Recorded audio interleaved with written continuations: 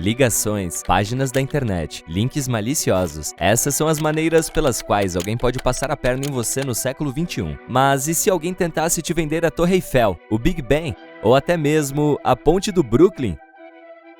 Difícil de acreditar, mas todas essas e muitas outras coisas semelhantes aconteceram ao longo da história.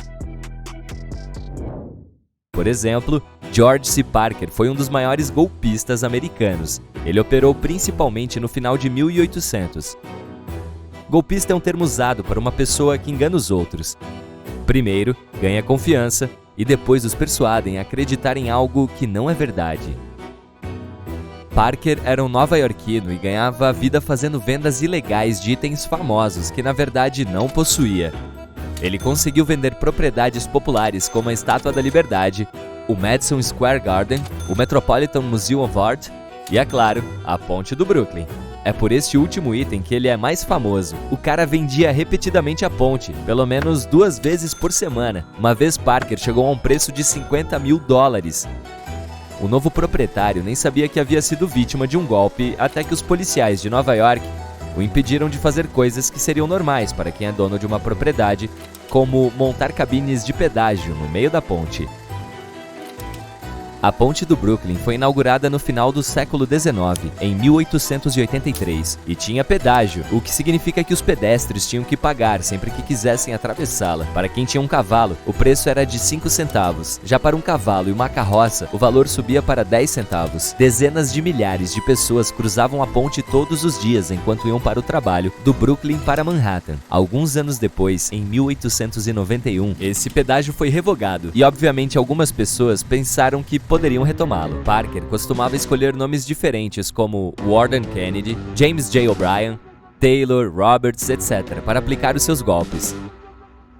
Ele também usou vários métodos para se apresentar como proprietário legal das propriedades que queria vender.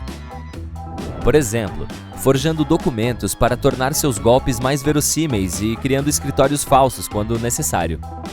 Além disso, quando vendeu o túmulo de Grant, se apresentou como neto do general.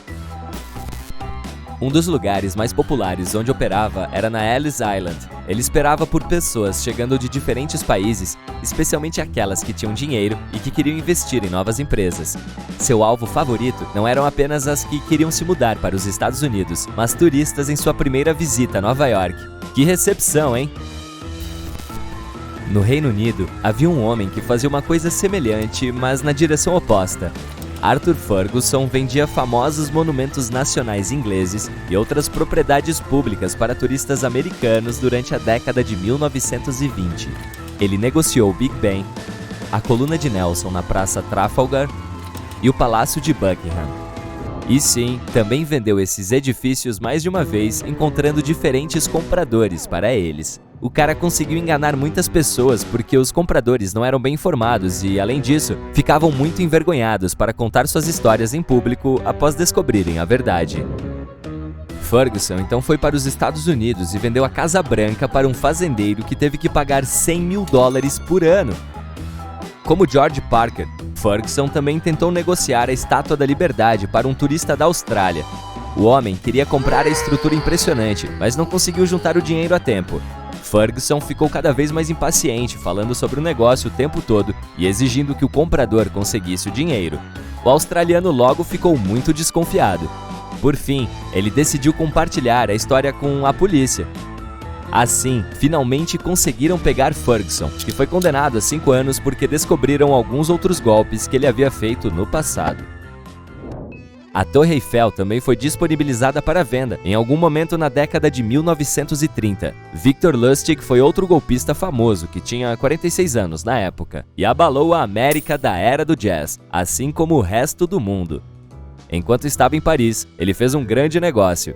O cara realmente vendeu a Torre Eiffel. E não apenas uma, mas 2 vezes. O golpe de Victor era bem simples, marcava reuniões com pessoas que precisavam de ferro sucateado. Ele as convencia de que a Torre Eiffel seria demolida porque precisava de muitos reparos. Então, quem oferecesse o maior valor, receberia os materiais. Victor era um homem encantador com fortes habilidades de comunicação que o ajudaram a convencer seus compradores de que a Torre Eiffel realmente seria deles após a compra. Ele tinha dezenas de passaportes falsos, muitas vezes mudando de nome enquanto fazia negócios ilegais. Existe uma lenda local interessante contada em Wichita Falls, no Texas. Em 1919, um homem chamado J.D. McMahon teve a ideia de convencer as pessoas que moravam lá de que ele construiria uma grande propriedade que seria muito alta, algo que chamaríamos de um arranha-céu hoje. Assim, arrecadou $200 mil e depois construiu um prédio com apenas 4 andares. Tinha 4 metros de profundidade e 3 de largura, muito menor do que deveria ser.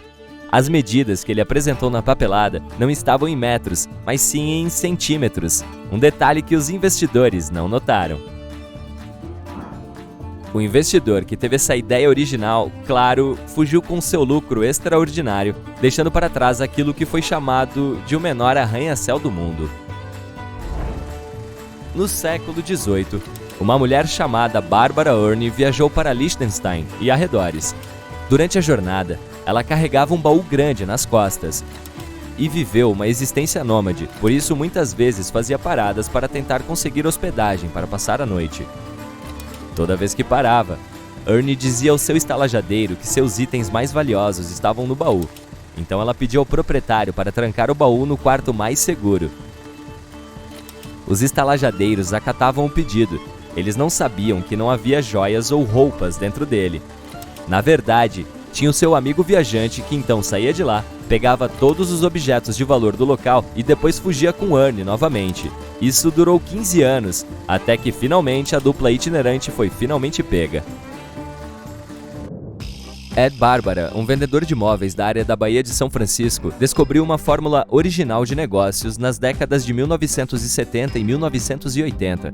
Ele infestou a região com comerciais que irritavam muito as pessoas. Então começou uma nova etapa.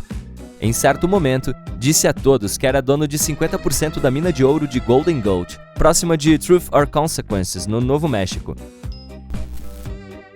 Todo mundo ouviu a história de que o local estava pronto para escavar ouro. Estamos falando de muito ouro, no valor de até $93 milhões apenas no primeiro ano. Sua empresa vendeu ações, o que rendeu grandes lucros ao vendedor. Claro, era apenas um golpe. Um certo motorista de caminhão estava sem emprego em 2010. Então teve uma ideia bastante incomum.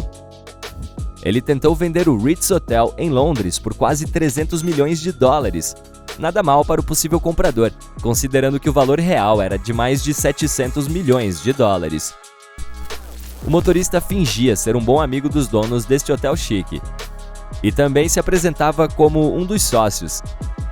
Ele disse que os proprietários tinham suas próprias razões para vender o hotel através de terceiros e não cabia aos outros discuti-las. O comprador até lhe entregou mais de $1 milhão como sinal inicial.